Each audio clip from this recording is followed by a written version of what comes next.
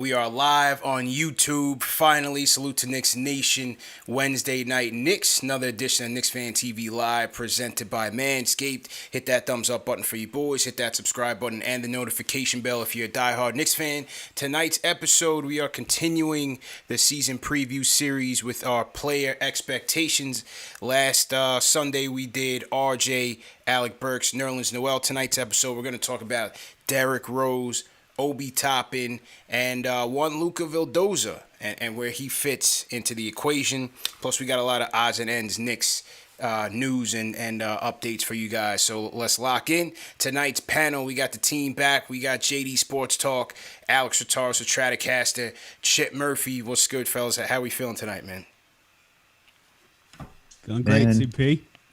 Yeah, rainy day over here in the Northeast, man. But we got 34 days until Knicks basketball is coming around the corner, hot and heavy. So let's kick things off, man. Let's start these player expectations. Let's talk about Obi, because I think, from recent memory, we see Obi. He came in hot in Summer League.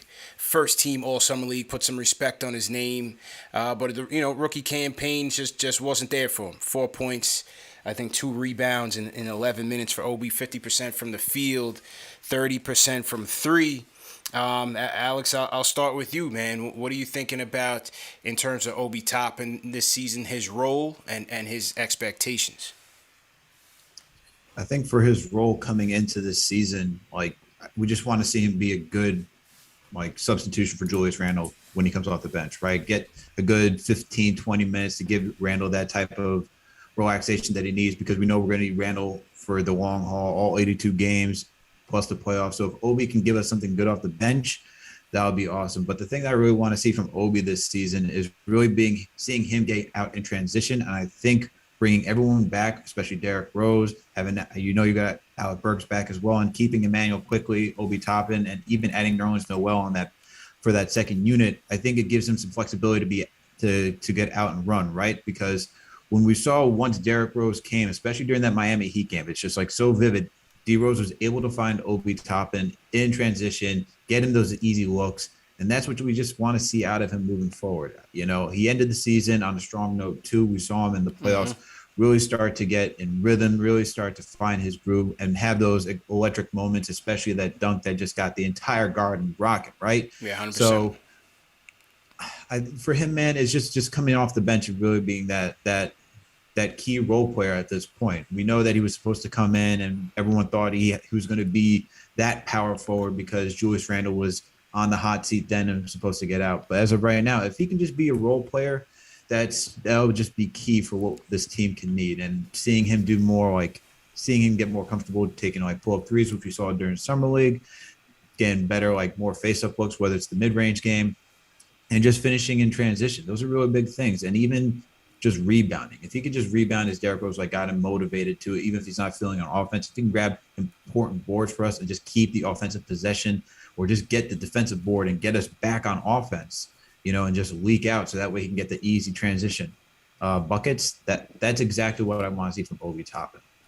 Good point, Chip. What are you thinking in terms of Obi, his role and expectations this season? Yeah, I agree with everything Alex said, but I also think Obi needs to figure out a way to carve some minutes into playing with Julius Randle. I know it's a long shot, but we've said it before, or everybody said it. Julius Randle led the league in minutes last year. And he's 37 minutes a game. 37.6, yeah. And he's going to be in the top 3, top 5 next year. His minutes aren't going to go that far down. I know the Knicks added talent, so his load won't be as much offensively, but he's going to play a ton of minutes again. So there's not going to be a lot of power forward minutes for Obi to get. And I don't think they're going to want to slide Randle to the small ball 5 because he already has to take on so much on offense. Right. So if Obi can prove anything as a small ball 5 defensively to Tibbs, I know Tibbs doesn't really like to do that, but I think that's a good route for him to try and get minutes. I just feel like the way to do it is you got to play. I know I agree with Alex to bring him off the bench, obviously, is the way to go and to become a solid role player. But I think getting him minutes with the starters like Kemba and Fournier, because that would be a way to get him buckets to run. Like Fournier plays really well in transition. Yeah. You can pull up, and he's really smart, makes smart passes in transition, can shoot the three in transition. So Obi would play well with him. Obviously, anybody would play well with someone like Kemba Walker in transition. And then we saw what he did with Miles McBride in Summer League. So I think getting him minutes with guys like Kemba and Fournier, the new guys, and of course we saw what he did with Rose last year. I think an amplified version of last year like that with Rose and quickly. But I just think he needs to play more up tempo. We didn't see him enough in the fast break last year, and that's what he did best in college. Facts. I mean, like he was so good at that. Like how many transition when we were scouting him, when we were first drafting him, how many fast break dunks did we see him do at Dayton? Yeah. It was crazy. And then we didn't see a lot of that last year, to not much his fault. I mean, he didn't have a lot of opportunities to do it, but we need to see him get out more in the open court. That's what we really need to see. And I think playing with Kemba and Fournier can help that. Yeah, good points, man. JD, where do you weigh in on the Obi situation? Well, it's definitely a situation because it's going to be an interesting year. I think we're gonna find out a lot about not only him as a player, but what is the next step in terms of how the organization sees his future with the team. The way that they use him, they utilize him, the minutes distribution. I think we're going to find out a lot because this is not a player that's, going into this sophomore year at 21 years old. He's 23. He's going to turn 24 during the season, right? And he's going into year 2 of his rookie contract with a power forward in front of him, of which the organization made a decision in investing into him. There was also a report that I saw from Hoops Hype where they reported that Nerlens Noel was told by the Knicks that he will be giving a fair shot. He wasn't guaranteed the starting center position, but they're going to give him a shot to compete for it. And also, at the very least, he was told that he's going to get significant minutes in terms of he's going to be part of the rotation. So when we start to look forward into minutes distribution, as Chip said, potentially playing him with Randall, if Noel's going to get, consistent minutes, Mitch Robinson is with the team. He's in a contract year, so the organization is going to give him a chance. And then you have Randall playing 30-plus minutes. Where does that leave Obi? So, in last season, his career, his season high was 13 points. Yeah. And that didn't come to game 4 of the playoffs. Right. He only played 2 games all of last year in the season of 20 minutes or more.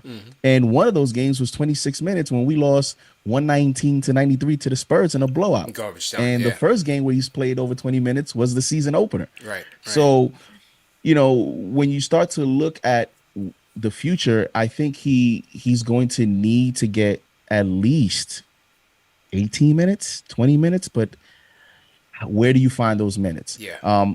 In terms of his performance, I was encouraged by his offensive improvement in Summer League. He shot 34% in Summer League. That's a tick up from where he shot last season. From 3, right? From 3? From 3. Yeah. He shot 34 from 3. He shot 45% overall from the field goal, and in terms of the Summer League. That's a tick up. Now, hopefully that translates into the season because, as you see, it looks like the organization wants to kind of, I don't know if develop him into stretch 4, but it looks like he's going to need to at least have that 3-point shot locked down. And in terms of from a business standpoint, let's see what happens. I mean, Obi's from New York. I understand the hometown story, but CP, this is a business and he's under a rookie contract. Everybody wants to get paid. And if he doesn't get a fair opportunity, you just have to wonder behind the scenes, what is the next step, in terms of him getting a fair opportunity, because he's a lottery pick. And I'm pretty sure he wants to get a fair opportunity to prove that at the very least he could be a high minutes rotational player or in the future an NBA starter. It's a good point. Salute to everybody in the chat. Once again, hit that thumbs up button for you boys. Leave some comments in the chat. What are your expectations, your thoughts on Obi Toppin going into year 2? I thought you guys all made great points. I think Alex, to your point, I think the upgrade in talent overall in the roster is only going to help him, right? We saw what the chemistry that he and D Rose had immediately. As soon as the D Rose trade was made, their first play together was a pick and roll against Miami. Then we see him getting out there in transition. I think, is there opportunities where is Julius the first one on the bench, and then you go with the lineup of Kemba, Fournier, RJ, Obi, and Mitch? Then you have 3 guys that can start to break in Kemba, RJ, Fournier, get out in transition. RJ, another player that's excellent in transition. Now you have him with Fournier, with Obi. Now you're running and gunning. Kemba throwing it ahead. I think that would be pretty lethal. That was transition. I think, if they can figure out, I don't think you'll see that small ball lineup consistently. Maybe it comes once you get into the the dog days of the season, and do they consider tapering some of Randall's minutes or monitoring some of those minutes as the season progresses, especially on the second half of back-to-backs? Do you get Obi in there? Does he get his 18 minutes there in those opportunities? But I mean, if you find some windows to get those two in there together, man, the spacing would be incredible, and the two of them would benefit greatly off of that. We know Obi already playing that at the small ball 5 at Dayton and in Summer League. You see how he's able to operate in the open court with spacing, and it would benefit Julius as well. It would benefit RJ as well in terms of just being able to have that room to attack the basket, and then you have nothing but three-point shooters around you. I think that would be great, but having Kemba, Fournier, and RJ already with Julius, I think Tibbs just goes with the rim protector and figures that he has enough offense and just goes, counts on those 4 to be, the guys that you put the offense on. So I just don't know where his window is going to be in terms of sharing the court with Julius. But I think at the very least, 4-2 last year, I think he should be able to get up to, say, 8 points, 4 rebounds. Can he get to 35% from 3? And like I said, having consistent playmakers with him at all times, whether it's Derrick Rose or Kemba, Fournier, RJ, I think that's, Burks, I think that's only gonna help him in terms of getting his numbers up. And just the confidence that you saw at Summer League, man. I just love the plays, the actions that they were running for him, getting a mid-range shots. A 3-point shot looked a lot better all in the post, better facing up. And yes, that was Summer League competition, but I think him going up against second unit defenses, those opportunities are going to be there next season as well against certain teams. He's going to have situations where he's going to be able to win. And so I think that'll bode well for him. So I think he could probably double his output from his rookie season.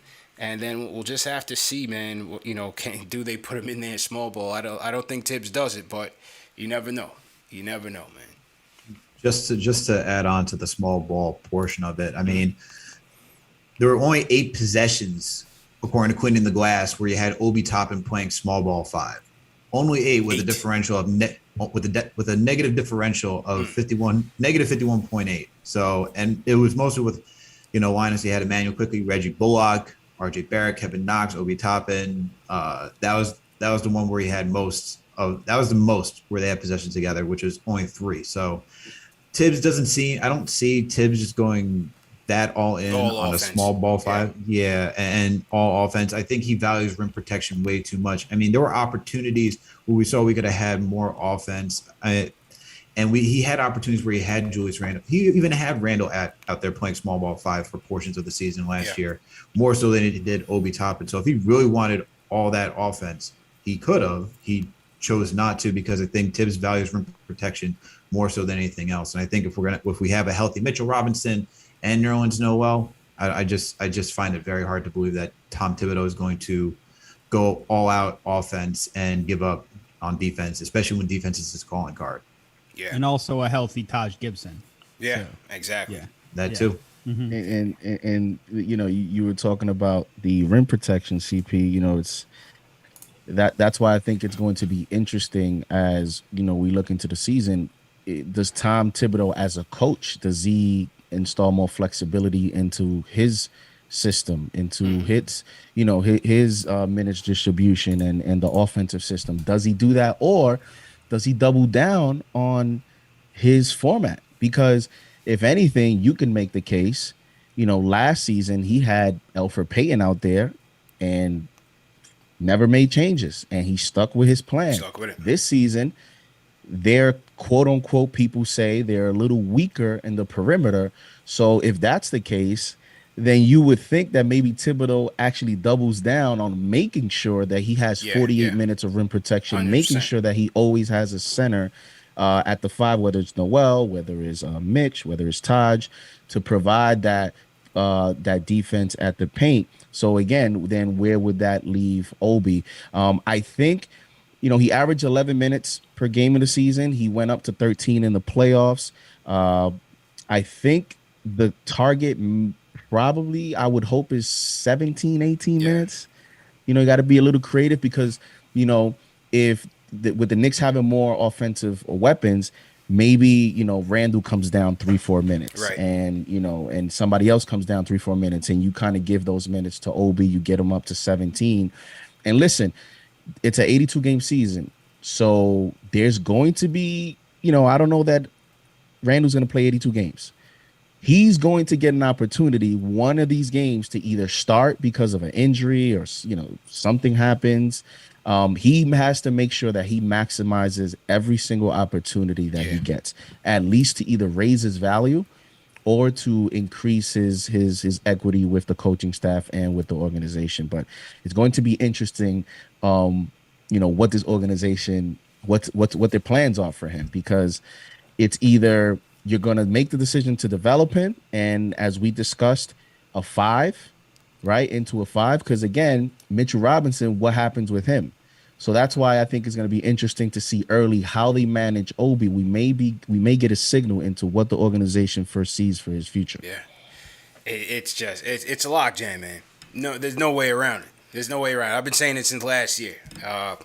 But, it is what it is. He's on the team. You hope he contributes. And I think he can, just being a high flyer stat guy.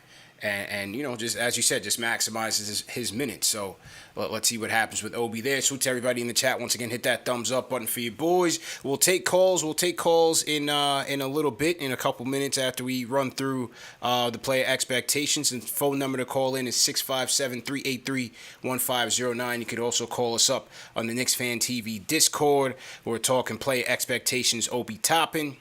Now let's talk about one Luca Vildoza, because Vildoza was a late addition last year. Picked him up off the scrap heap, or not really off the scrap heap, but just really just through the international scene, man. Just picked him up, 4-year deal in which the first year was guaranteed, and then you had the 3 years of a partial guarantee. A lot of fans were expecting to see Vildoza, or hoping to see him play well in the Olympics, coming through summer league, and you have fans in the beginning, before this Kemba stuff came on and McBride got drafted, you had fans saying, we got our point guard of the future, what are we talking about? You had fans jumping out the window of Vildoza High was forming quite quickly, and how quickly things changed, because after a lackluster Olympics, a terrible summer league in which he got hurt, and then, a McBride rising up the ranks and on the scene. Then you bring in Kemba. I don't know, Chip, man. What are you thinking is Vildoza's role next year, bro? Yeah, I'm not even sure his role is to be on the team next year. Because real talk, man. That may sound cold, but his contract's not guaranteed until the day after game 1. So he may not make the team. And you talked about McBride. McBride was really good in summer league, man. And if he gets outplayed again in preseason by McBride, he could get cut. And I know that would be an ice cold move, but the NBA is a business, and it's a business. Wouldn't surprise me at all. It really wouldn't. Yeah. So I think that could end up being what happens. I'm wondering if the last roster spot comes down between him and Bacon. I'm wondering. I think Kev is safe for now. I don't know. Oh, I just don't see them getting rid of Kev. You know, the Kentucky connection. I think they're going to keep Kev around. I think, but, you know, at the same time, they pay the bidding fee for Vildoza. Then you still have some partially guaranteed money there. Do they just get rid of him? I don't know. But don't they save money if they cut Vildoza? I feel like they do save some amount of money, right? I know that he makes $3 million a year. Yeah. But I think they save even more than that if they do cut him. If And they- I know Bacon makes was less than $3 million. I know So- there was talk about them potentially creating additional cap space at the time that they had Yes. like verbal commitments with some of these they could have guys. saved that 3. And I'm not sure that's still the case now that they've signed these guys. But yeah, they may be able to. With Luca, man, man, there was so much hype. Oh yeah, Prigioni. He was the next Prigioni. How quickly they have fallen, man. Yo, I love Prigioni. Cardi in man, the chat but- said Vildoza is going to bring the guys water next season. Oh man, It's cold I'll blooded. say- cold-blooded. You know, I'll say this. I think, although his contract is not guaranteed, which, you know, there's no commitment per se, but they did pay the fee, so they technically have made an investment already in him. So I think for that, at least for that sole reason, and for, you know, the Olympics and, you know, everything that happened, he was hurt. He had an injury here in summer league. There's no rush. So I think you give him a fair shot in preseason, and you give him heavy minutes there, and you see how he plays. In terms of what we actually saw, again, I don't know if he was hurt during the games that he played. I know he was dealing with heavy jet lag. He had an interview that you posted on the channel. One of the things that I didn't like about that interview is he didn't seem very confident. He was like scared of me. I was like, bro, relax, man. I'm just here representing the people, fam. It's all right, man. No. He was killing himself. He was like, you know, I'm not a good defender hung right himself, now. bro. I'm like, bro. I said in my head, bro. I was like, yo, don't say that, bro. Yeah. It's like, defense this is the supposed to be his wrong thing? market to say. Yeah. This is the wrong market to say you don't play defense. Yeah, this is. Yeah, that's supposed to be Don't his tell me thing that. too. I thought. I'm gonna pretend I didn't hear that, Vildoza. But go ahead, man. Go ahead. Yeah, so I mean, I don't know what that was about. I mean, listen, you know, you have a player coming from a different country, Right, and right. you know, there's some people that they're just very blunt. They're very honest. It's not necessarily a bad thing. And you could tell in that interview he felt some pressure. There was some fatigue there. So, you know, I would like to give him a clean slate just to see, you know, listen, when they signed him, and I know everybody's has turned kind of their opinions on him, and I know part of that is because we already know, you know, we have Kemba. Yeah. Rose was re-signed, right? McBride showed signs. We have Quickly coming back. So the perception of the point guard situation has completely changed after he was signed. When he was signed and we had no idea where this was going at that position, there was a lot more optimism about him. But now things have changed. They looked pretty solid at that position.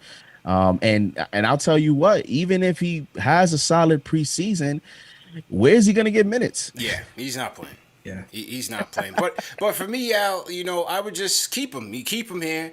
Kemba and Rose are temporary options, and you keep him. You bring him up in the system and see what happens. How old is he? He's about 25, Vildoza, if I'm not mistaken. He's Yeah, about he's 25. 25. Yeah, he's about 25. You know, and you see between him, McBride, IQ, you know what the future holds. I would just leave him on the team. He's not going to play, but I would just keep him on the team. Yeah, at this point, you're gaining nothing, and you gain nothing either way, whether you cut him or you lose him. And at that point, it's between him and Bacon, as you pointed out. I'd rather, I guess, keep Vildoza, see what you have. He's still like an interesting player that we still haven't really gotten a full grasp of what he can do. I think he was injured. Honestly, I believe that he was injured when he was playing in the Olympics. And I think coming over, being jet lagged, then having to be interviewed by you and everyone else, I think he was a little intimidating. Just like the lights are on him very quick, you know, and being Knicks fans, hungry for the next point guard. Yeah. Any inkling of hearing like the name point guard was like, this is the guy. So he probably just went on Twitter and just saw everyone just talk about like, oh my God, we got the next guy. So Yeah. I don't know. I think for him though, like you saw, like even during the interview, like he appeared content. Like just even responding to saying just him being happy to have the opportunity to play or like try out to be in the NBA for the Knicks and play for the Knicks. That he's going to try and work hard and show himself and how he can improve every day just to get better. It didn't really give me, and I don't think it really gave a lot of people confidence in him to see that okay, he has confidence in himself that he will go Yeah. out there and just perform at a high level. He had like a flash here or there in summer league, but to be fair, if looking at the Knicks organization, like who are they really going to invest in, the draft picks or a guy that they picked up, Yeah. just during the middle, getting close to the end of the regular season, going into the postseason. Maybe we all thought it was for insurance, but maybe they just wanted to get a head start in the game, bring this guy in, see who he is, have him on the roster. That way no one else can take him because it seemed like there may have been a little bit of like a buzz. There potentially was some buzz around his name, just how he performed. Who was he playing? In Spain? I believe he was playing in Spain, playing for Barcelona, right? So they Basconia. probably just, Yeah.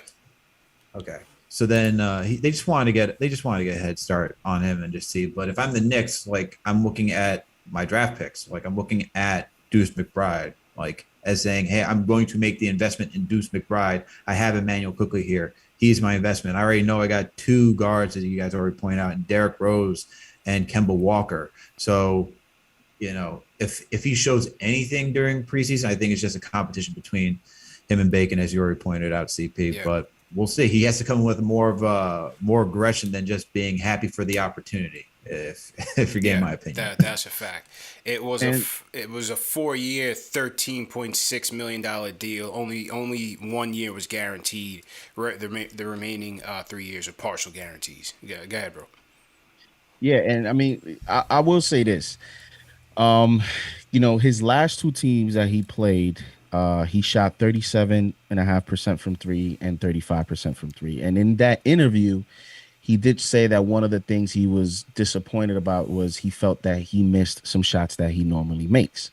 So when a player says that, they understand their strengths and weaknesses, and when I combine the actual statistical data to what he said, maybe he, in summer league he also missed a lot of, not a lot, but he missed some of his open shots. Yeah. So I want to see if in a preseason with him a little bit, fully healthy, you would hope if some of that 35% translate into the NBA. Also because his contract could become an asset for you. I know when I was doing some stuff with Sports Wives TV on him, we found that the Knicks weren't the only team interested in him. So they're like, he's not a guy that's just come out of nowhere. Other NBA teams have scouted him. So if you kind of see him play well, whether it's in preseason, maybe he becomes a future trade piece that you can put in a package. The team that would get him, is not taking on a lot of money. Yeah. I think at this point, that's probably your ceiling with him is kind of build him up a little bit. Trade Maybe bait. you keep him and you can put him in a package in the future. Good points, man. Salute to everybody in the chat. Once again, hit that thumbs up button for you boys. Luca Vildoza. Is there a member of the Vildoza Hive even in the chat, man? Do not hide. Please make yourself known. This is a judgment-free zone. If you're still with the Vildoza Hive, man, just let it be known. We'll shout you guys out in the chat. And yeah, man, just have some faith for your boy Vildoza. Also, as you guys know, tonight's show and all Knicks Fan TV live shows are presented by Manscaped, the #1 men's grooming tool below the waist. Fellas, go out and get that new Lawnmower 4.0. This is it right here. Somebody in the chat said we were late because I lost some power during the storm and I had to use the Lawnmower 4.0. It's a flashlight to navigate and get the system back activated. So that was a good point by Jamal in the chat. So this is the LED light. It's a spotlight, great custom ceramic blade technology, skin safe technology to cut down on those accidents, fellas, if you know what I mean. Waterproof as well. Great battery life. You can charge it up wirelessly or on a corded charger as well. So great deal on Lawnmower 4.0. And you can go to manscaped.com and enter promo code KFTV. The promo code has changed. It's no longer Knicks. It's KFTV. Go to manscaped.com, enter promo code KFTV for 20% off plus free shipping. And as I said, we ship to the US, UK, Europe, Singapore, Australia, South Africa as well. So make sure you guys go out and get it today. All right. So we went through. Looks like nobody wants to tell the truth other than Geraldine. Is there anybody? Geraldine stood up. Yeah, it says he's a Luca fan. Daniel Mejia says he's the best Luca in the NBA. Luca Hive better than the Frank Hive. Okay. Oh, they're coming out now. Lloyd Barker-Rock Jr. checking in. Let's go. There we go. Somebody said it's not a hive, it's a nest. Melvin Lopez says Luca will be a maestro. All right, so they're stepping up in the chat, man. I think they might have come here to hear about Vildoza than Rose more so. You know, Lloyd Barker-Rock, he's Vildoza Hive heavy. Okay. If you guys are new in the chat, man, type in hashtag new in the chat as well. We'll shout you guys out. And like I said, phone lines are up, 657-383-1509 if you guys want to call in with your takes on Toppin, Vildoza, Rose, or anything Nick related. We'll get to it after we wrap up. D Rose.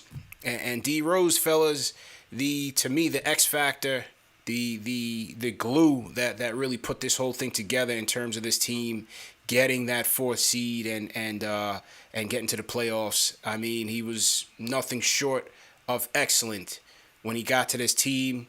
He was the point guard that we sorely needed. He was instrumental in that 9-game winning streak.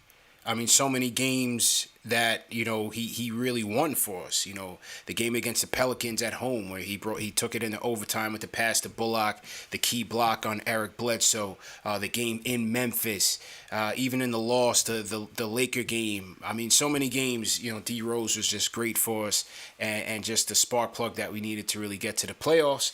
And now he's back. 3-year deal. I believe it was close to $40 million, 2 of which was a full guarantee and a team option there. Al, I'll start with you, man. What are your expectations for Derrick Rose going into the next season? My expectation is for him to do exactly the same thing that he did this past season. You know, give us that 15 points, 4 assists, 3 rebounds per game. You know, maybe the 3-point shooting, even though it's not high volume, it was 2.6 or 2.5 attempts, you know, that he had on average, but shooting 41% from behind the arc. That's what I need. That's what we need for him. We need him to be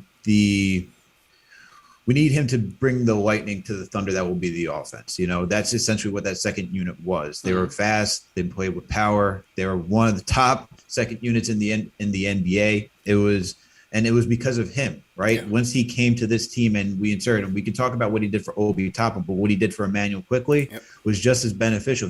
He allowed Emmanuel Quickley to play off ball. He allowed Emmanuel Quickley to be that shooter that he can be and to give us the points that we needed. So, and on top of that, he's also good at he's a way better facilitator now than he was when he was young D Rose and just being electric, being just aggressive, attacking the rim, just slamming it down all the time, looking like he was about to break a backboard.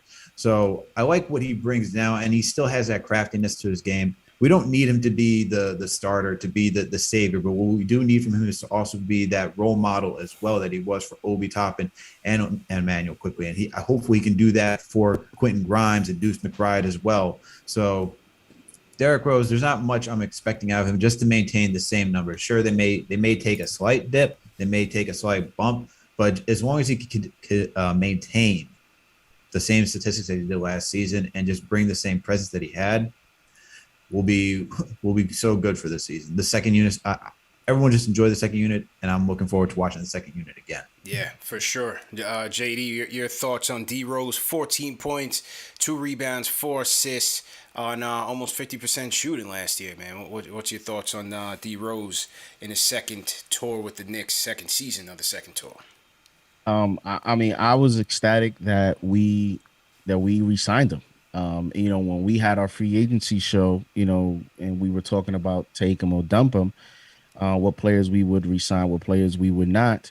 Rose was one of the guys that I was emphatic about re-signing, and one of the reasons was, you know, in terms of sustaining, you know, we're talking about building a culture, building a sustainable winner. And I know he's not maybe on the timeline of being with us for 5 to 10 years, but at least for the next few, he produced winning basketball. The Knicks were 17-20 without Rose. They were 24-11 with him. So when Derrick Rose played, the Knicks won games, and the Knicks averaged 110.5 points per game in games that he played. They shot 41% from three in games that he played. They shot more 3-point attempts when he played than when he didn't. And a lot of that was because his ability to get to the basket, get a hockey assist, move the ball around the court when he gets to the basket. And so I was, very excited about having him back with the team. And he played well on the road last year. He shot 44% from three on the road, and he scored more points. And, in terms of projecting into this season in the playoffs, Rose played statistically better on the road than he did at home. I mentioned when we were previewing the playoffs with the matchup with the Hawks, how I said that when you get to the playoffs, usually role players, they don't play as well on the road as they do at home. Right. And you need some of the other big time players to come through. And Derrick Rose is an ingredient to winning playoff games. And we saw him do that in the playoffs when we needed someone else. He gave us the best that he could. He averaged 19 points per game, shot over 40% from three. It wasn't enough, but it wasn't his fault. And so, I'm excited to have him here. In terms of potential concerns, he's played 12 seasons and only 4 seasons. He's played over 65 games per year. So out of 12 years, only 4 games, which tells me that someone else is going to get an opportunity. He's 32 years old now.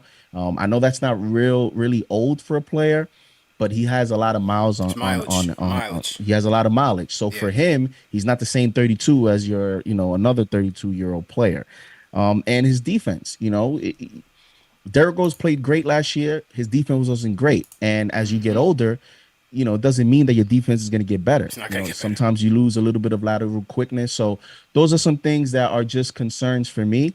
But overall, when he came in, the bench took off. Yeah. And there was a lot of debate about should he have even been a starter over Elfrid Payton because of how he kept the bench intact and everybody else was playing their role. So him being able to provide that to us is going to be very instrumental and is one of the main reasons why I project us to be a potentially 50-win team. Oh, you see how he snuck that in there? See how I had to say it quick, See how he snuck that There's in still there? time. That was There's nice. still time for me to, man. right now. Right now I'm going 50. That was nice, man. He jumped out the window real quietly on us, fellas, but then just threw that quick. Also said 50 bar. potentially. Too. Yeah, and he said A potentially. a lot of qualifiers in this statement. I like it. Because it's funny because I said 51. I'm on record as saying I went 49, then I went 51. But as we're doing these shows, it's like a lot of these players, man. there's like a lot of players that could miss games. So I'm like, man, 100%. You got Kemba, you have a lot of players. So, let's see how it happens. But I'm sticking to my guns. 51. Right. Wow. People in the chat, let's write that down. JD's prediction, 50 wins for the Knicks. Salute to everybody, team hashtag new Arthur early in here. Tony FS 201 Weeks, what's going on? Ed Santana says hashtag new. Ed's in here every night, but we appreciate him anyway. Who else we got in team hashtag new? Ron Allen, what's going on, Ron? Appreciate it. And man, salute to everybody. Kevin Lewis, appreciate it. All right, Chip. Your thoughts on D Rose next season? Yeah, I'm happy he's back, obviously, and I agree with everything the guys just said. I just want to see more of the same from him. Just leading the bench, making the young guys better, and I want to see if he can help McBride come along, help Grimes come along. If those guys get minutes, I'm not sure if we'll see much of Jericho Sims, but if he comes along, what he can do for Jericho Sims, I just want to keep seeing this veteran leader Derrick Rose that we saw last year. That's the guy I want to see. Yeah, who can get the most out of young guys. We talked about Obi earlier. I want to see D Rose help Obi again and make Obi continue to get better because the best chance Obi has at getting better is by having players like Derrick Rose help him get better. Thanks. I don't think he's in a position right now where he can get better on his own. He's not at that level. So I think that's what I want to see from Rose. Obviously, he's going to be Derrick Rose by himself. We don't need to say that even. He's going to have a game where he's going to go crazy, and I expect that from him. I think, Alex, you brought up his three-point percentage may dip a little, and that's I guess that's kind of a concern. Like, he's probably not going to shoot 40% from three next year. And Julius Randle may not do that either. I think a lot of people's 3-point percentage is going to dip next year. Yeah. This was a little bit of a fluky year. But I still think he can keep that 3-point percentage up. He's been shooting the ball from three a lot better recently. Yeah. I think he's been taking a lot smarter shots recently as he's gotten older. So I think it'll be interesting to see what Tibbs does with the lineups with him. Like, who he plays him with. Like, will he ever play him with Kemba? I don't know. Will he play like is that the closing lineup? Yeah, Tibbs yeah. goes with Like his point guard and his son in the backcourt. I know, right? I'm really interested to see if he plays D Rose and Kemba. Yeah, 100%, like, bro. 100%. Yeah, I want to see if that happens. I think that would be fun to watch. I totally would love to watch that, but I mean, that's just a fun fan thing. I'm not sure if Tibbs would ever go that small. I would not put it past him. I would not put it past him. Maybe he'd try it. Man. I mean, and we'll talk about lineups later on this month, because that's going to be one of the things. Who's going to be in the clutch lineup? Because, Rose could easily start. And I still think Kemba will get the nod. I think Rose, as we talked about with that second unit, the chemistry was just so potent. I feel like you keep that. And then you try to, manage his minutes and just get him to the finish line. It's not 72 games this year, it's 82. And as much as he gave us last year, again, Rose Hive might not agree, but just watching every game, the second night of the back-to-backs, he wasn't as impactful. After the Laker game, as I joked, they brought him back in a body bag. He didn't even make it to, I think he missed the first two of the last three home games at MSG, right? I think he missed the Spurs game and the Hornets game, or one of the other. I think it was the Hornets game first, and then maybe he played in the Spurs game, and then he closed it out. I forgot, but you got to manage those minutes, and then Game 4 of the Hawks series, man. Just watching, I was at that game, and he had nothing left after that. He absolutely had nothing left. So you're gonna have to manage those minutes, embrace the depth. Get McBride in there. Get Quickly some more minutes. Get Burks in there for some more minutes. Obviously, you have Kemba, who you're going to have to watch his minutes as well. But there's no reason why, if Rose doesn't get, seriously injured, that he can't be fresh in time for a playoff run or so on and so forth after they get through the 82-game season.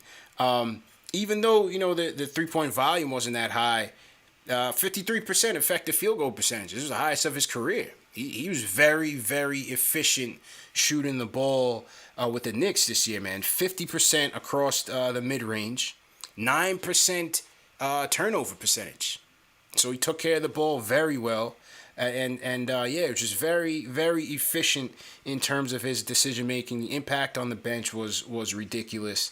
And what was the other point I had on Rose?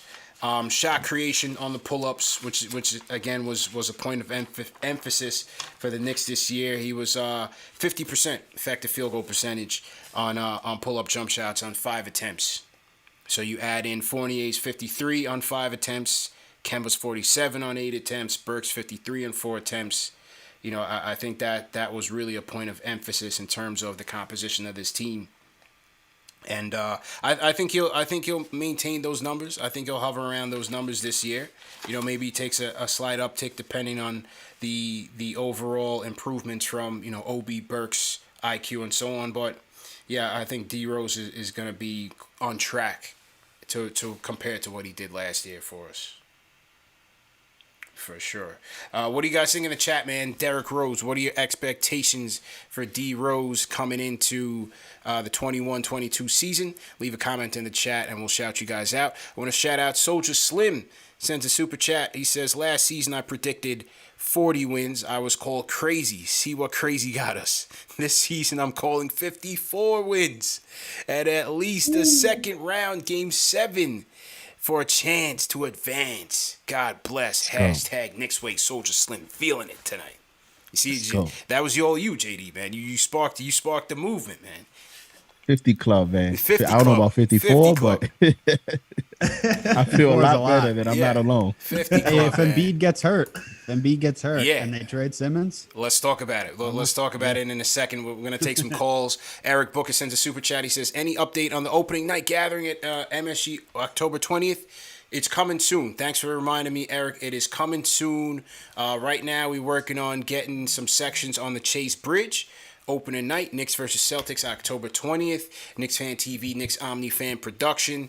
Just like we did 2 years ago, Knicks versus Celtics opening night, man. So hopefully you guys will join us. Stay tuned for all the package details, pricing, and everything. But we are definitely doing a group outing for opening night. Knicks versus Celtics at MSG, October 20th. So, Eric, thanks for reminding me to make that announcement.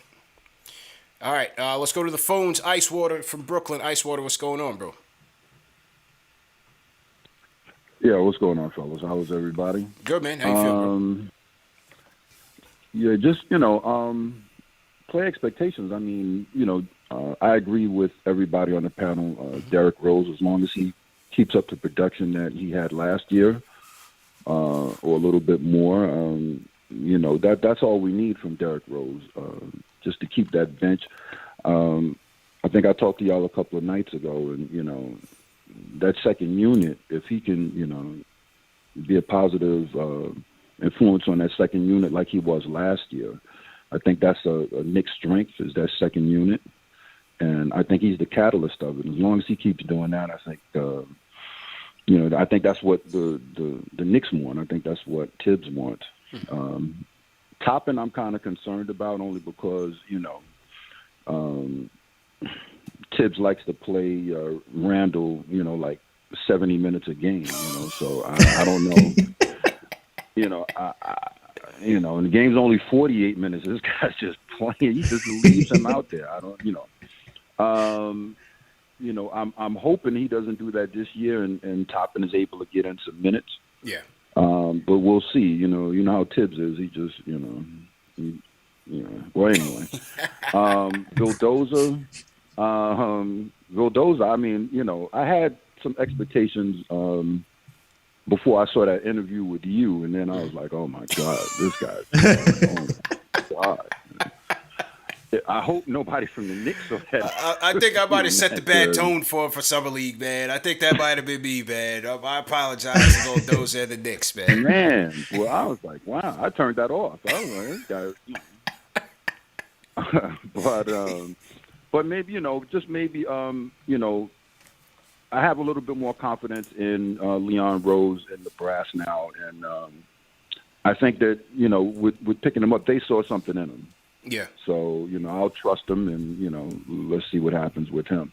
I just know that, I don't know how much playing time he's going to get. You're talking about, Kimba and Rose and, now McBride, and everybody's going to want to see McBride and how he does. So right. I don't know, I don't know how many minutes Vildoza gets, but yeah, man, like I told y'all a couple of nights ago, the Knicks are loaded. I'm looking for them to push to the Eastern Conference Finals. That's my goal for for the team, and Okay. As long as everybody plays their roles, and with the additions of Kemba and Fournier, this team is stacked. So I'm really excited about the season. Appreciate the call, man. So Icewater's going. He wants to go to the ECF. All right, we'll see how it's going, man. Shout out Hillel Boehm checking in from Israel by way of Long Island. So Hillel, what's going on? Welcome to the show. Hashtag new what's going on. Everybody type your cities in the chat. Throw your country flags in the chat. Was that me? I don't think that. Probably. Was that me? I guess so. I heard that. My Spotify went off. That's what it was. Somebody was on the Spotify. All right. I was like, what? Where did that come from? I thought that was you, JD, man. Nah, I'm good. All right. Here we go. Let's go to Angel. Angel's up next. What's going on, bro? Chill. What's good, CP? How you doing, bro? Chilling, man. How you feeling? I'm good. I finally recovered from my birthday last Thursday, so I'm good to go happy born now. day, bro. Happy born day. Thanks, bro. And the fellowship, JD, Vanilla CP, Alex, what's good, my brothers? How y'all doing, bro? Good, man. What's going on? Doing well, man. Doing well. Happy Hey, birthday. Happy birthday. Yeah. Hey, thanks, man. God is good, brothers. And be careful out there, man. It's a bad storm in Philly and then, New Orleans, man. So I definitely want to, throw my prayers to them. And, hey, listen, first thing first, man, hit that thumbs up for your boys, Yeah, man. man. Hit that Let's get subscribe those like button. button. But, hey, listen, I think it's going to be really interesting, because now we have expectations, right? Because last year we didn't have any. Now this year we're expected to make the playoffs, right? Mm-hmm. So you guys were talking about, for Obi, expectations. It's going to come down to these keys for Obi, right? I think he's going to average around 8 to 10 points a game. I'm looking maybe around 15, 20 minutes per game, but with room to grow as well. Because if he can work on his handles offensively and keep that confidence, because we saw that he played way better later on down in the season, right? And in the summer league as well. So if he could work on his handle and, make some mid-range jump shots more consistently, then I think that's going to open up some minutes for him as well, because right now he's just in the corner or in the post. So we work on that offensively. But the keys, honestly, is defensively. If he could show Coach Hibbs that he could alter shots, he could block shots, and, he becomes a great defender, that's gonna give him a lot more minutes and take away minutes from Mitch and Noel, because, honestly, if you look at offensively, they don't have Obi's arsenal offensively. They don't have a post game. If you look at how they score their points, they're scoring their points off rebounds or it's just alley-oops. Obi can do all that and make jump shots, So I'm just hoping that if he keeps improving, then you'll be able to play him at Randall. But obviously, it's like you say, take it one day at a time. And as always, brothers, y'all be safe. Appreciate Thank it, you guys man. for taking my call. Y'all have a good night. Keep celebrating your birthday, man. Happy birthday once again, Angel. Salute to you. Definitely appreciate the call. Shout out King Matthews in the chat, sends a super chat. He says, "What's up, Nick Nation? I can't wait for this season coming up. And my Knicks are winning 50-plus games, and we're getting the number 3 to 5 spot. I'm calling it, and I agree with," I think you meant to say JD. So JD's sparking the revolution right now. He's with the 50-win club, and he's got people in the chat loud and proud about it. All right. Well, let me ask you this, CP. Yeah. And I guess everyone. If I were to tell you that everyone on the team is going to be 100% healthy, everyone's going to be available all year, would you doubt the 50-win prediction? In other words, or you think their ceiling is still lower than that, even if everyone's healthy? It's an 82-game season, right? It's an 82-game season.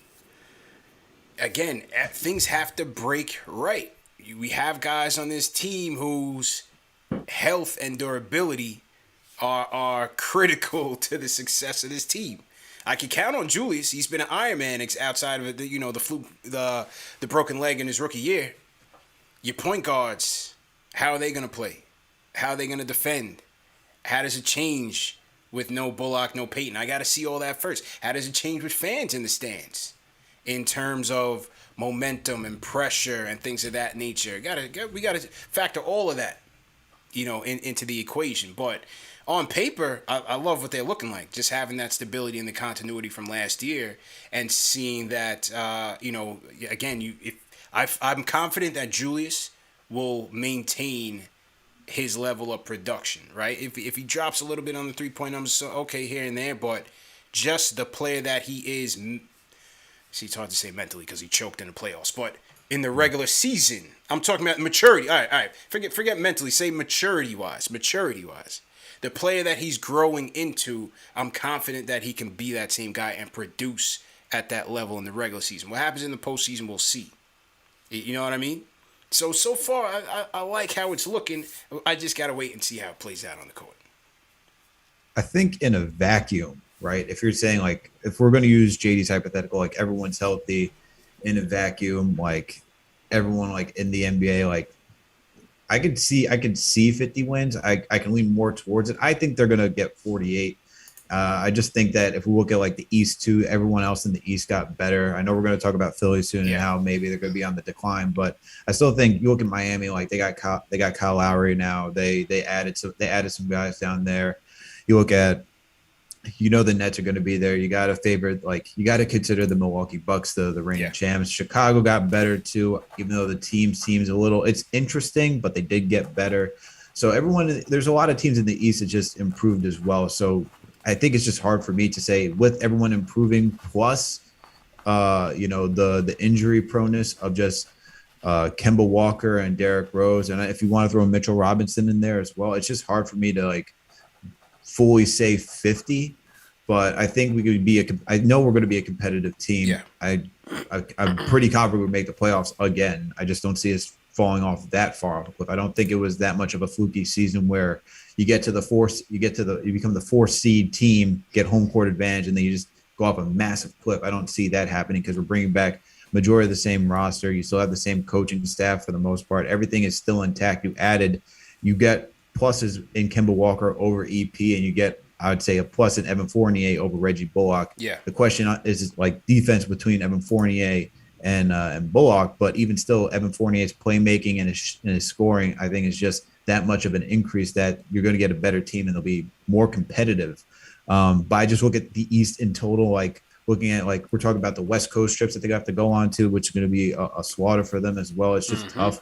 But you could say based off this season, they did pretty well, especially at the last leg. They go 3-3. Maybe this year they can do that again or become better. I just look at all of that together. I think all of that together is just so hard for me to say over 50. I'll say with a firm 48. Yeah. But hell, I mean, if they get over 50, I'll be jumping out the window too. I'll be running 100%. around the street going 100%. wild. Yeah. That'd be great. Like, I like the 48 prediction win too, Alex. I think that's a good one. I think even if they are 100% healthy, which is so rare for a good team, even Right. like the last team I can remember is the Warriors. I think the pre-Durant Warriors were so lucky with health. They were perfect with health. But I think it's so rare. And even if they are 100% healthy, we don't know what version of Kemba we're getting. Like, are we going to get the guy who was even the Kemba from last year would be amazing for us. But could we be getting him, or could we be getting the guy from 2 years ago who was an all-star, or my God, the guy from 3 years ago who was all NBA third team? Probably not getting him, but that would be amazing. Yeah. And I mean, who knows what Mitch is going to look like? The last time I was on this show, we were talking Mitch is a wild card. And now coming back from this hand injury, he's a total wild card. Like, we really don't know what we're getting with Mitch. And now you add in the whole factor of him playing in a contract year. I don't know what Mitch is going to look like in a contract year. And I mean, I have a lot of faith in Quickley. I'm a big Quickley fan, but he's not like the underdog rookie anymore. Now he's coming in with teams that are going to be keying on him. They know how good he is. So I'm not sure he's going to get off to like a super hot start like he did last year. So I think he's going to be maybe Quickley could regress a little bit, at least at the beginning of the year. There's going to be exactly. He's going to be keyed on more than he was last year.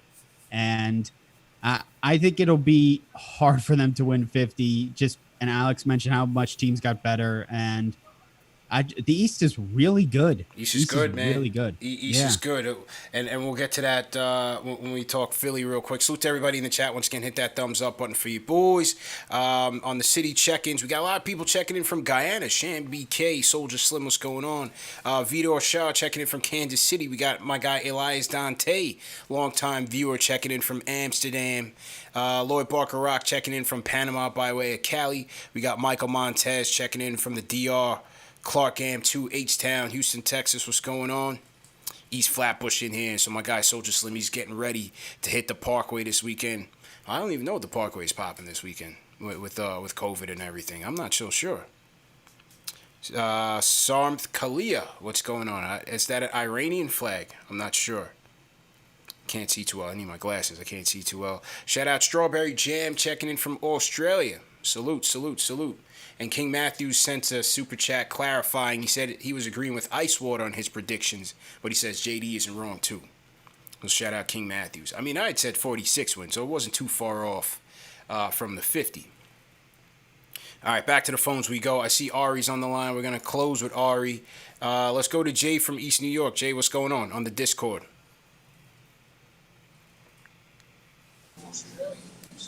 Yo. Jay, just turn your volume down, Jay. Yo. Yo, what's good, bro? Hello? Yep, loud and clear. What's going on, man?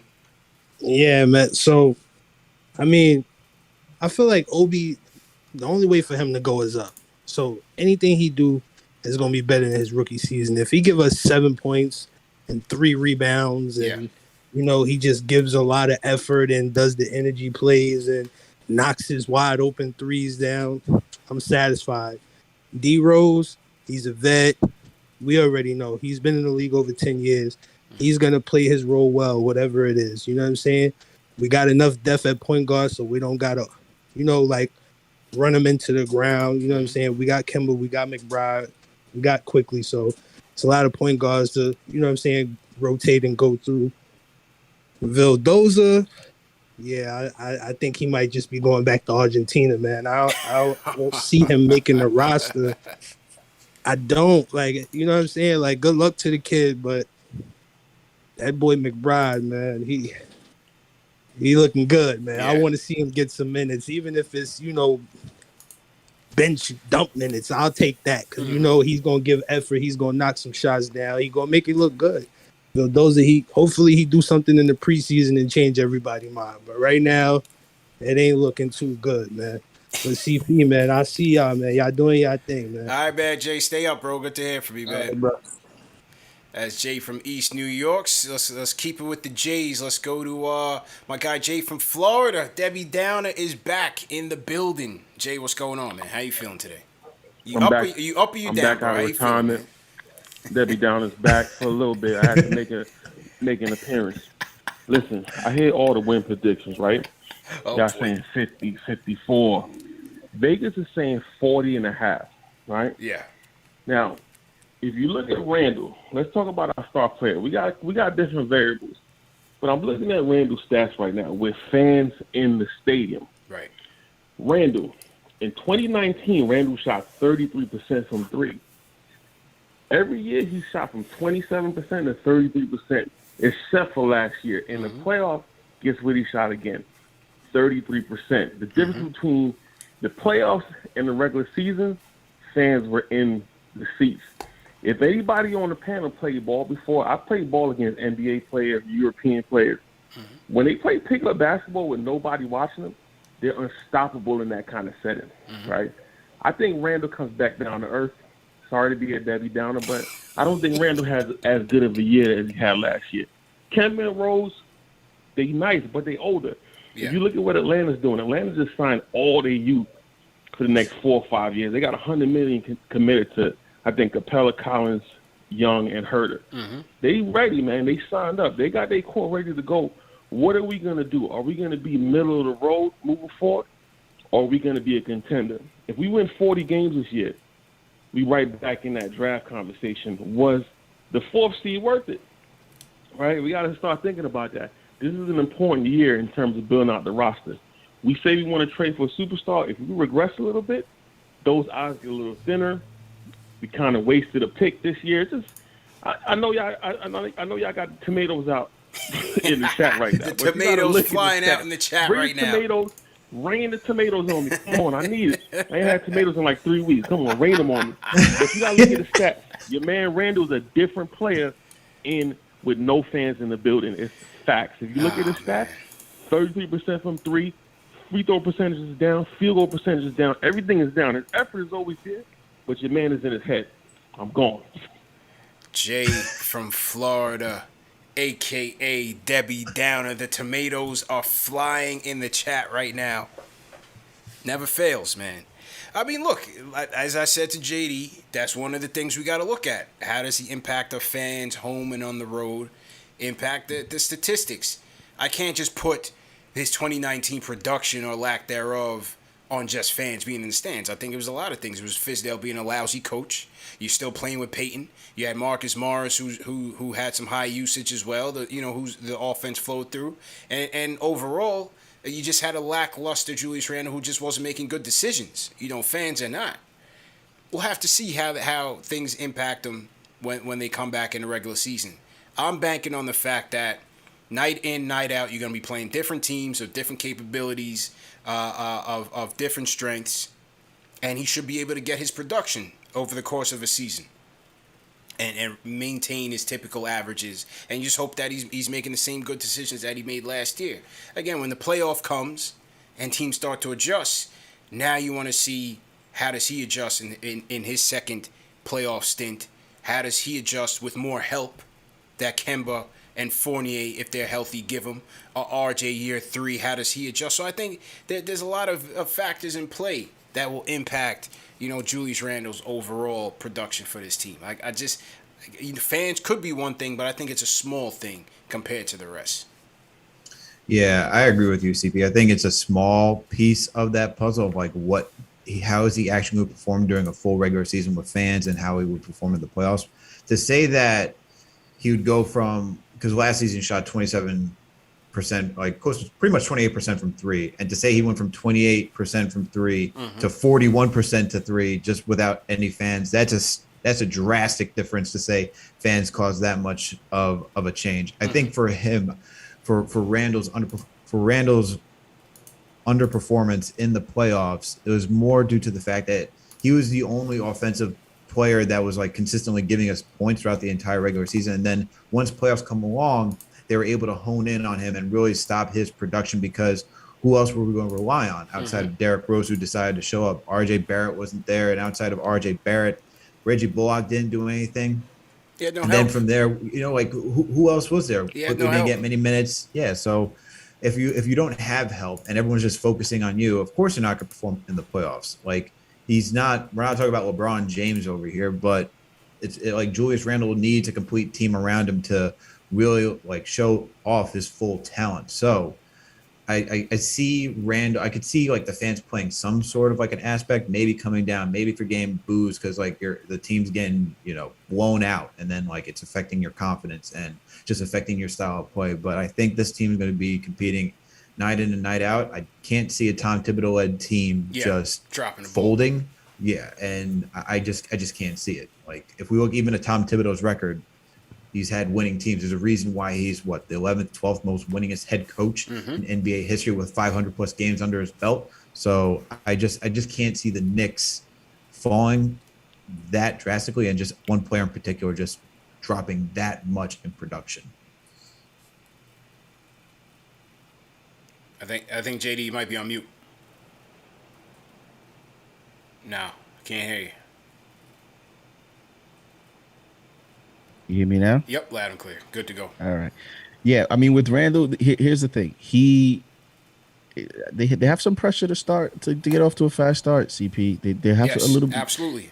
No question. Unfortunately, we live in a narrative business in terms of the media, right? And it's okay. There's a narrative right now that, that let's see how he does when the fans are back and expectations now, and can he duplicate the season? And I mean, I don't know how valid that really is, but it is what it is. And I'm sure he knows that. And don't you think he's motivated about that? 100%. I think he is. We've seen some stuff online with he's, having some intense workouts. So I think he sees the some of the doubts. He sees some of the questioning, and he does need to get off to a good start. Let's say the first 3 games he gets off struggling. What are people going to say? It's only 3 games in an 82 game season, but it's They're just gonna go leading back off to the Hawks series, bro. That's the recency bias. That's the recency bias, man. But I do agree with Jay in terms of, I don't know, and Chip had mentioned this about the 3-point percentages of the players. I don't know that all these players are going to shoot that well. But I also, there's people that are saying, well, he's not going to have the same statistical year. My answer to that is, that's fine. He doesn't have to, because what he needs to do is, even if he dips in points per game and he goes from 41% to 37%, for example, that's fine. What he needs to keep is the impact. Remember, Julius Randle, there's never really been an issue about him putting up numbers. I mean, he averaged almost a double-double the year before with the Knicks. it's about what type of impact those numbers had on the floor. Where are they translating Facts. to making others better? Where are they translating to winning basketball? And that is really the real jump he made from last year to this year. So for me, my expectations of him is maintain that impact. Don't regress in terms of what you were last year. Even if you dip in stats, as long as though what you're contributing is contributing to winning basketball, that's all I want. Yeah. And I think that's all Knicks fans want as well.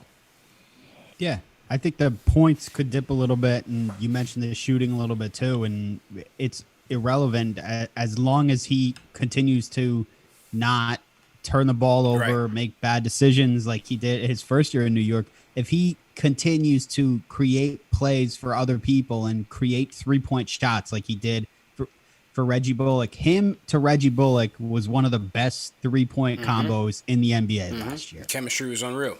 Unreal Chemistry was chemistry. solid. And I expect him and Fournier to have similar to maybe even better chemistry next year. So if he can keep that up, that'll count for a ton of points next year too. And so if he can keep doing things like that, that's just as good as scoring. So his 3-point shooting will regress a little bit, but I mean, he's just turned himself into such a gifted passer that kind of offsets that really. And as again to JD's point, man, the work ethic is second to none, man. Between him and RJ, I mean, listen, a lot of guys in the NBA work hard. I get that, but he's serious, man. He's serious about getting better every year, and you've seen it. I think you've seen it on the court. Yes, that first year when he got here under Fizdale was a disaster, but if you look at his chart, he's been on an upward trajectory since his rookie year in terms of improvements. So I got to give him the benefit of the doubt. Most improved player, all-star. I got to give him the benefit of the doubt. Now, we were saving the Julius conversation for the last episode. We pretty much went through it, but we'll talk about it. You might as well add him to the thumbnail. We might as well add him to the thumbnail. Thanks to Jay from Florida. My guy Fredo in the chat said we got to get Jay from Florida V8 Splash sponsorship because the tomatoes are still flying around. The chat is not playing with him tonight. The tomatoes are still flying for Debbie Downer, but shout out to Jay, man. All right, 2 more calls before we start to close. Let's go to Maryland. Charles, what's going on? How you doing tonight? Good, man. How you feeling, bro? I'm all right, man. I don't understand some of these Knicks fans. They don't see the picture that our front office is drawing for us. They don't see that it's a Picasso right now. We're going to win 50-plus games. Let me explain to you why. Let's go. Our problem last year was that we had no ball handlers that can create their own shots. Facts. Now they've added that to our team. So now you have there's 4 starters on the floor with either Noel or Mitch that can create, that can put it on the floor, that can create spacing. Now they talk about the health of the guards. The guards, look what the front office did. We got 2 dynamic point guards. They both do have an injury history. But when you balance out that time, I feel bad for the other teams because we're going to keep that pressure on whatever guard they put in the game. So when they come in the game with their bench guard and we put Rose in, now you got to deal with that. Yep. Then we're not going to be missing anything. When you look at how deep our team is, at the 2 guard, at the small forward, even behind Randall, Obi's going to be running the floor. They keep talking about, Randall plateau. No, Randall gets better every year. He puts in that work. Look at that man work. That man puts in that work. RJ puts in that work. We got a team of gym rats. They built a team that's deep and it's going to play defense. We know Thibodeau's going to have them playing defense, and we have better scorers, better spacing this year. So it's going to be much more open shots for RJ, for everybody. It's going to look beautiful on the court if it works the way that they drew it up to work. If everybody can if they balance that time with the guards and they balance that, because even if you look at our center position, when you come out with Mitch, and then we come in with Noel, the defense is always going to be anchored. On point. It's going to be on We're point. going to always have an anchor in. We're always going to have a good guard on the floor at leading the point. Yeah. Always. We're not going to be lacking in those 2 areas. RJ is going to play well. If not, Burks is going to come in and do what Burks does. We have a team that is deep. We have a team that's going to play hard, and I don't want to hear nothing about no 45 wins. We're going to win 50 wins because Thibodeau coaches in season. We're going to keep that pressure up on the teams. We deep. We deep. I don't want to hear none of that other stuff. Anything under 50 games, I'm disappointed as a Knicks fan because of the way they built our team. And we have young players that they drafted that I want to see McBride get in there and play D and strap up full court. Mm-hmm. Forget Frank. The French Prince is gone. Give me Deuce. The deuce is loose, man. Charles, appreciate it, man. Charles spitting facts. What do you guys think in the chat, man? Rate Charles's call on a scale of 1 to 5, 1 being the worst, 5 being the best. John Talento's throwing his vote in the chat. He says it's a 5. Charles spitting facts, man. I like this points. I like this points. So let's see what happens. All right, before we get to the closing topics, we're gonna close the callers with Ari from Manhattan. Ari, what's going on, man? Yo, what's up, guys? How you guys doing? What's good, bro? How you feeling? Ari, you coming What's to up, open Ari? night with us, or what's good, man? You rocking with us or what, bro? Yeah, I'm with it. I'm with it. Just let me know the details, and I'm done. What is Boston, right? Yeah, Boston, October 20th. I'm in. I'm down. All right. What was I gonna say? First of all, my God, I have so much to say right now. But basically,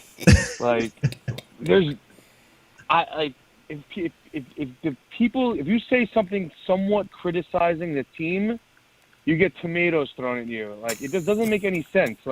We as the fans, just because we have a different point of view doesn't mean we're wrong. Personally, I think Jay was 100% right. Oh, okay. Everyone's saying, Randall took a big step, and he did. Listen, I'm not saying he didn't, but look what he did in the playoffs, right? How are you gonna count a COVID year where there's no fans in the stands? Half these teams don't even want to play the game. You think these people were prepared? Tibbs is out playing every game like it's the NBA Finals. All these other teams were on the road, probably not even engaged at all, worried about their health, you know what I mean? And no one's in the stands. Fair. He was shooting the reason why I have the Knicks at 46 wins, I had them at 46, right? And I think that the health thing is a little overblown because we are so deep. I think we actually are in the position where we could take a couple of injuries and still kind of hold the fort down. Mm-hmm. So I'm not worried about that. But there's the only way this team wins 50 games. The only way is if Randall has a relatively similar year as he did last year, and RJ Barrett takes the next step. And based off that video you were showing on Instagram about RJ at that open run, oh yeah, he was looking pretty nice, man. He was looking nice, man. Mm-hmm. He added some moves. He added some side steps. So I have hopes for him. But that's the only way this team is going to win 50 games because I don't think Randall's going to have the same season as he did last year. You're incorporating 2 ball-dominant players in Kemba and Fournier, which have to be fit into the system. Everyone's role is going to change. They're probably going to get off to a slow start. And the entire East got better. So, I'm at 46. I'm at 46 games.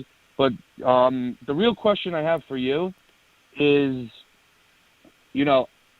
Randall's going to play 35 minutes a game regardless, right? So that leaves 13 minutes for Obi Toppin, right? Mm-hmm. I personally think Obi Toppin needs at least 20 minutes a game. I think he deserves it, and I think we need to see what we have in him. Now, there's no way Obi's going to play the 3. It's impossible. There's no way Obi or Randall is going to play the 5. It's impossible.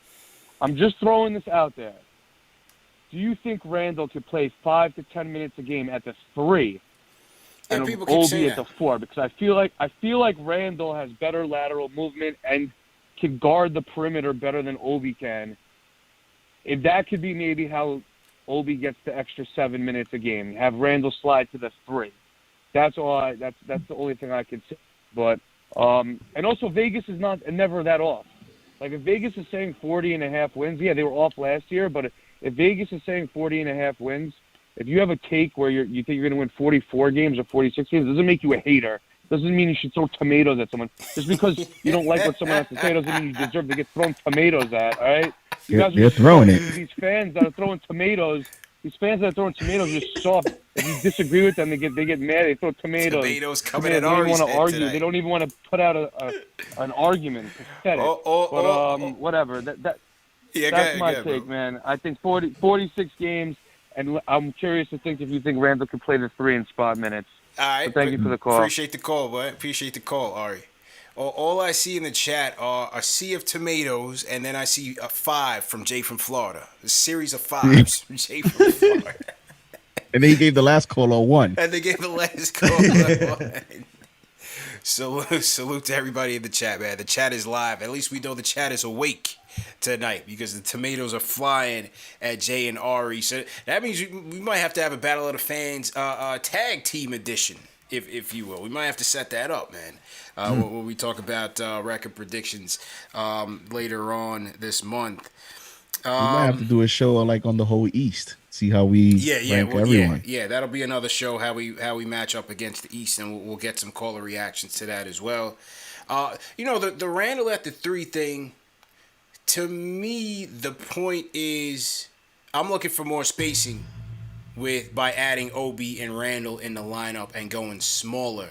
I don't think I'm not pressed to necessarily have one or the other in there, with Mitch and Noel at the 5. I think to me it'd be more optimal to have them playing smaller, and then you have them spacing the floor for each other. You open things up for Julius to attack, for RJ to attack, and then you can truly go 5 out.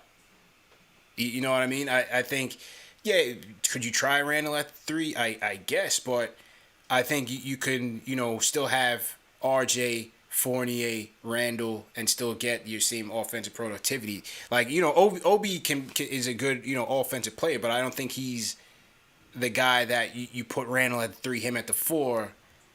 If you're that desperate for offense, I don't see it. With still a traditional, Mitch or Noel at the 5, I don't see that being optimal.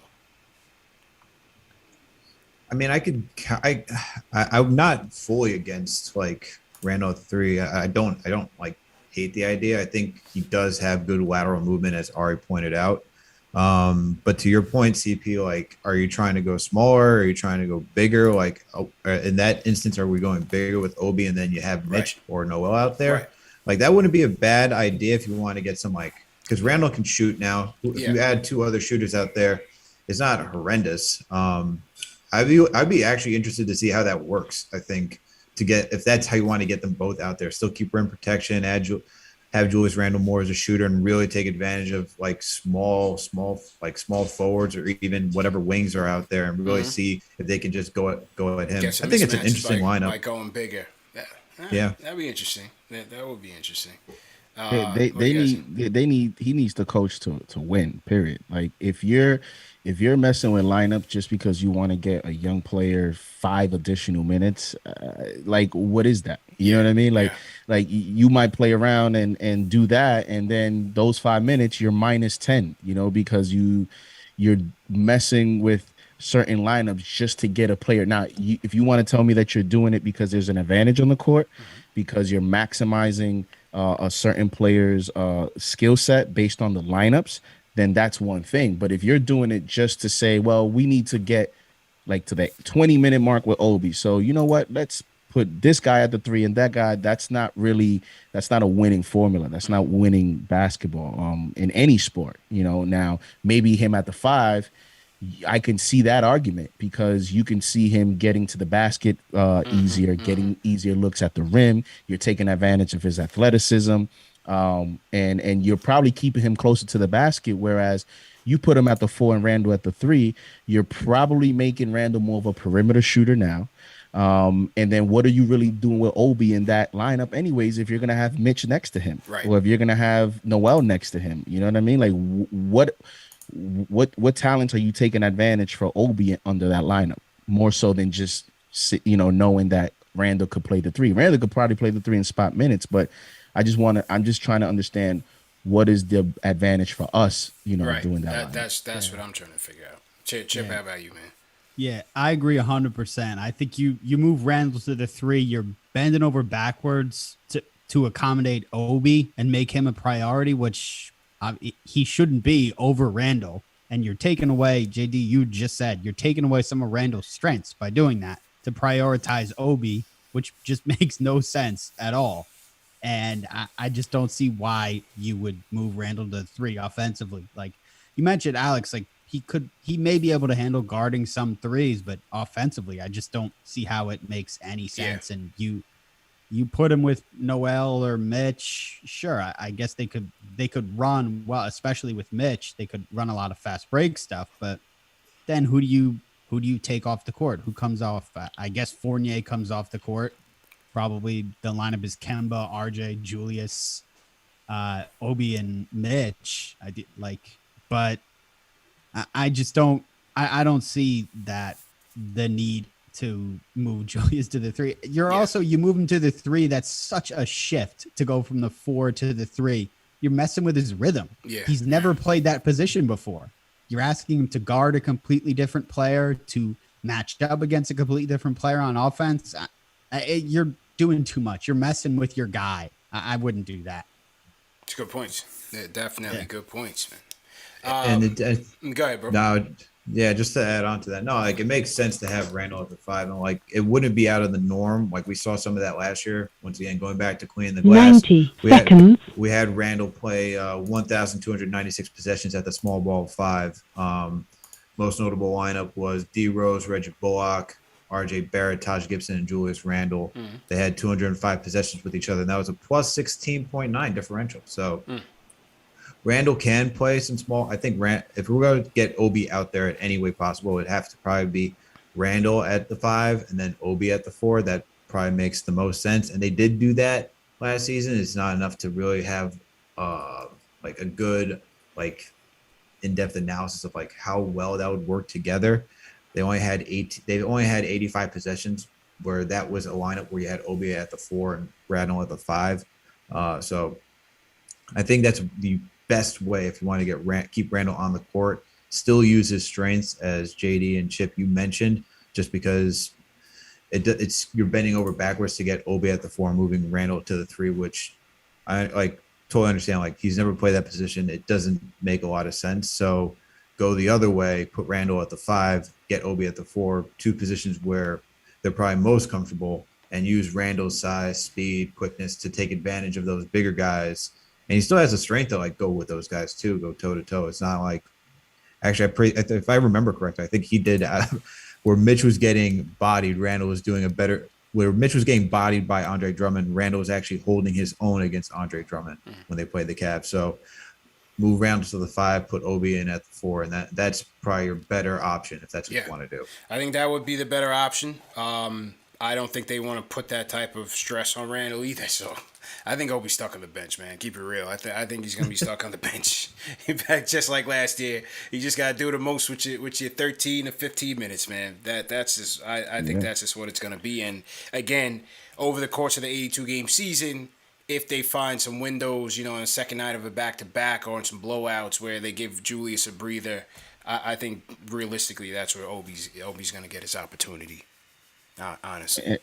And real quick, the one thing with Obi too is we're figuring out combinations to get him on the court, and kind of asking other players to sacrifice. That's probably an issue for him under this system is his lack of defense. Now he has gotten better. I saw in summer league his activity was better, but you could still see in summer league he's still not where Tibbs would want him to be. And that's part of the issue as well in terms of the versatility where, he was compared to Sean Marion. Maybe we can use him as this, a guy, that guy. But in order to use him at the 3 or at the 4, at the 5, he needs to improve his defense. And because he's not there yet, it's part of the issue, where in terms of trusting him and giving him a little bit more minutes than Noel or than Mitch or doing lineup changes. That's one of the big factors that he has yet to prove to Tibbs.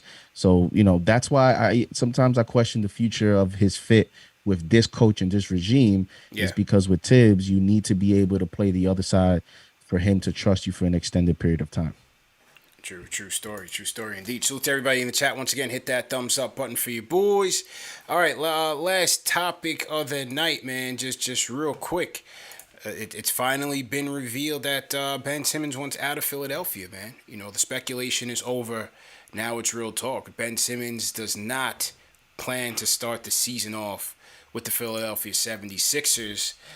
So this could, create some tidal waves in the East, especially depending on where Philly sends him to. What are you guys' predictions on where he goes? Al, I'll start with you, man. What do you think? Where do you think Simmons goes? Please give me the Sacramento Kings. Send him to the wall. Send him to the wall, man. Please, man, absolutely. Have him on the Night's watch because that. I feel like that is probably the. I just don't see, I know he preferred to be out in California, which is such an interesting request for a player, just saying, I just want to go to California, not even a team, but, just to say, I want to go to California. Chris Broussard is saying that he'll go anywhere. He just wants to get up out of Philly. So it's kind of hard to know what the truth is. I understand for him, like being dangled in the James Harden trade where you're in Philly, they paid you. They saw you and Embiid as the faces of the franchise. So I guess Daryl Morey has lost the trust in Ben Simmons, and that's understandable. And understandable that you want to get up out there and just go to a different place and show that you can shine somewhere else instead of having the same stink of like, all right, this guy doesn't shoot. Just all he does is play defense. He can pass. Is he more of a forward? Like we know he's a forward, but he can't play point if he can't shoot. So. Looking for a new opportunity. I think the Kings is probably like the best, honestly, like probably the best landing spot, just because I look at it from the other side where Philly would want De'Aaron Fox, and they also drafted Davion Mitchell. Where I don't know what the Kings are doing out there with just like how they're drafting, like how they're constructing their team, and I don't see De'Aaron Fox being happy in Sacramento either. So why not take this opportunity and just swap? I know the Kings. I believe the Kings said they prefer to have De'Aaron Fox and Ben Simmons. I just don't see how you make that fit. Yeah, how do you do that? That's weird. I don't know. They both need the ball in their hand, so that's where I'm just confused with that. So it might just be best to move De'Aaron Fox and take Ben Simmons. But I got the Kings personally. Yeah, I gotta think it's a Fox and Buddy Hield as the framework of a deal. Of course, picks and stuff like that. But I would have to think. That's it. Now they're saying Minnesota is the number one contender for him. Who were they putting in a deal to keep? I guess you would have to put D'Lo in a package, right? Yeah, I think it's gonna be Minnesota. Yeah, Minnesota. Multiple picks. Rosas, you got some nice lottery quality picks. Yeah, they're always Rosas, their boss used to work for Morey too. That's how those deals get done. And I think it's D'Lo. I think you're right. I think he's the guy. Yeah. So I think it's going to be around him. Obviously, they're not trading Ant and they're not trading Karl Anthony Towns. Right. So maybe Beasley gets thrown in there too. I'm sure they'd be happy to get rid of him with everything going on with him. Yeah. But I think it's got to be centered around D'Lo. And I'm sure picks too. And I'm not sure what other salary filler. But yeah, I don't think they'd lose any sleep over trading D'Lo anyway. So Simmons is obviously a better player, but I think Philly, I'm sure he'd be a okay fit in Philly. I think anybody who can put the ball in the basket around Embiid would be fine. But yeah, I think Minnesota is the favorite just because of the connection with Morey there, and D'Lo's probably.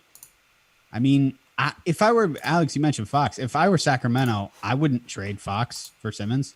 Why would you give up that much? They have no leverage right now.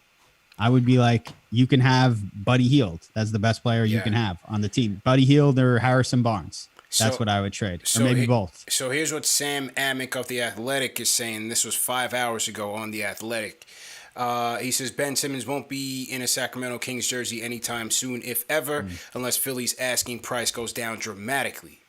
Let's see what the price is. The Kings spoke to the Sixers weeks ago, made it clear neither Fox nor Halliburton would be included in a possible Simmons deal. That stance will not change, and the internal expectation is that the core of their roster will remain the same heading into training camp later this month. No current conversation between the two teams, and barring drastic changes in demands, it appears the Kings are an unlikely landing spot for Simmons. If there is a Kings deal to be had eventually, Buddy Hield, Marvin Bagley III have been widely seen as the most likely players to be included. And that's that. So forget the Kings. I I think yeah, you might be right, man. It could be soda. Could be soda, man. I think so. Or the You Warriors. want him on the Knicks? Warriors No. are the dark horse. No, thank you. Oh no. No, thank you. There's fans that want him though, low key. No, I'm good, man. If Who this would was they even trade for this- him? Who would they if it even was- trade for him? That's Yeah, a good question. I was trying to think of a hypothetical package, but I'm like, unless it's a 3-team deal, I just don't have enough salary. Yeah. Yeah. Nah, I'm You good. know? Ton. But Go I ahead, Jay. think the whole like their stance, I think, Morey is just being Daryl Morey in terms of, right up until the end, just trying to get as much as he can, and he's probably trying to raise his value. I think in a perfect scenario, what the Sixers would want is for Dame Lillard to ask for a trade so that they can go to Portland and offer Simmons, Maxey. Now, now you're talking. Yeah. But if I'm the Trailblazers, I'm approaching the Sixers for Ben Simmons trade, but not for Dame. I'm trying to maybe you put CJ or do another combination there. If I'm a Utah, like if I'm one of these teams, small market teams, to where there's a slim chance as a free agent you're going to attract a free agent. Yeah. There's questions about the actual window of Utah, and I know that Donovan Mitchell has a long-term contract there, but what is their true, window to win? When you look at teams like Utah, the Denver Nuggets, the Portland Trailblazers, like these small market teams that they have talent now, but championship, like you take a risk, and if I'm one of those teams that's a contender, what else are you going to do? These small market teams, when they implode, you go back to building to the draft. You're never going to probably get free agents to sign there. Yeah. So, I'm looking at it a very elite defender. You can make an argument he's the best defensive wing in the NBA. So if I'm one of those teams, I'm looking to go for Ben Simmons. But I mean, on the Knicks or anybody else, Yeah, no. I'm good. I'm good. As you said, one of the best defenders in the league, if not the best defensive wing at the league. But it's just, what is his position? He's a fast break transition player in a half court with no half court moves. You know what I'm saying? It's one thing if you can't shoot, but if he had a low post game or something to get you some high percentage buckets, he's a complete liability on the offensive side. That's a tough trade. Tough trade, man. And then his salary. Yeah. I mean, Yeah. You're adding that salary to your franchise. You're talking about paying $30+ million to a player that can't even shoot a mid range. Forget the 3-point. Forget a free Facts. throw. Even a mid range, he can't even Facts. pull up from there. So, do you want to allocate that much, salary into your franchise and be so deficient on the offensive end? Should have went and got Harden when they had the chance, man. What is Morey thinking, man? Should have went and got Harden, bro. Morey really botched that one. He really should did. have The got Harden Harden, thing. man. Yeah. Oh, man. Well, great show, fellas. Great job, everybody in the chat. Let's get out of here, man. Al, I'll start with you. Go ahead and sign out, bro. Guys, great talking Knicks with you as always. Salute to Knicks Nation. Salute to the mods. Awesome time. And for everyone out there, you can find me over at the Knicks Jets Etc. podcast, part of the Fan Side of Minute Media production. You can also check me out and everyone else out over at KnicksFanTV.com. Check out my guy Chip Murphy right over there. We just had David posted a piece yesterday on Julius Randle's extension. We had Paul who also posted something on Taj Gibson and why he chose to return. So make sure to go check out KnicksFanTV.com and go check out the work everyone's doing over there. Yes, sir. JD, sign out, bro. Shout out to the whole Knicks Fan TV team, the writers, Chip, Alex, CK2K. Also want to say congratulations to Ashley. Yeah, congrats to Ashley, man. Absolutely. Yeah, Yeah. full time on SI Digital. So congratulations once again to Ash, man. That's big, major. Absolutely. Congratulations to Ashley and good luck on that new journey with Sports Illustrated. And we've covered Noel, we've covered RJ Barrett, we've covered Burks today, Luca, Rose, Obi, a little bit of Randall. I'm gonna tell you, Knick fans, I think the next one, you don't want to miss the next one. Don't want to miss the next one because the players we're gonna cover It's is gonna be a good one, man. It's gonna be a good one. CP knows why I'm saying that. It's gonna be a war in the chat. Definitely gonna be a good one, man. And so make sure you don't miss it. We'll figure out when we're gonna schedule it. Maybe Sunday or maybe next week. You know, kind of trying to factor in Labor Day weekend and when people will be around. But we'll just be on the lookout for that, and we'll keep you guys posted. Chip, go ahead and sign out, bro. Sure. CP, thanks again for having me on. This was great, Yeah, man. Always great to come on and talk with you guys. JD, Alex, I love doing this. Just like JD and Alex said, just follow KnicksFanTV, follow all the great writers we have on there. And I'm on Twitter at ChipMurphy7. Just I'm on there. Follow if you want to find anything by me, follow me there. Yes, sir. Great job as usual, fellas. And salute to everybody in the chat. Once again, hit that thumbs up button for you boys. Let's get that let's get those likes up before we sign out of here. Once again, this show is presented by Manscaped, fellas. Go to manscaped.com, enter promo code KFTV. The promo code has changed, but the products still remain the same. The Lawnmower 4.0, the Ferrari of ball trimmers. Go there and get it. My guy CP, the artist, just sent me his screenshot that he just bought it. No testimonials. He just let me know that he bought it. So shout out CP the artist for supporting the wave. As you guys know, this show will be available in audio podcast format shortly. You can go to KnicksFanTV.com and click on the podcast links and also the relevant post to your podcast platform of choice. I'm talking to Ariel Awani right now. We're trying to get him on the show. We will most likely be doing a show tomorrow morning at 11 a.m. He's a busy guy, man. My guy Ariel he's all over the fight game, all over the MMA game. So we're trying to work something out right now to get him on the show. So if we do it live, look out for it. 11 a.m. Eastern Time special show. Ariel Awani coming to Knicks Fan TV. And yeah, man, that's the story. Great show as usual.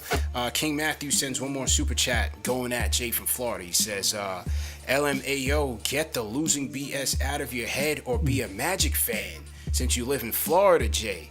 And he adds 2 tomatoes to boot. Then he says, number 2, Randall is going to be working all season to get better. Charles from Maryland is a 5-star caller. Speak your facts. Salute to King Matthews, man. Definitely appreciate the super chats.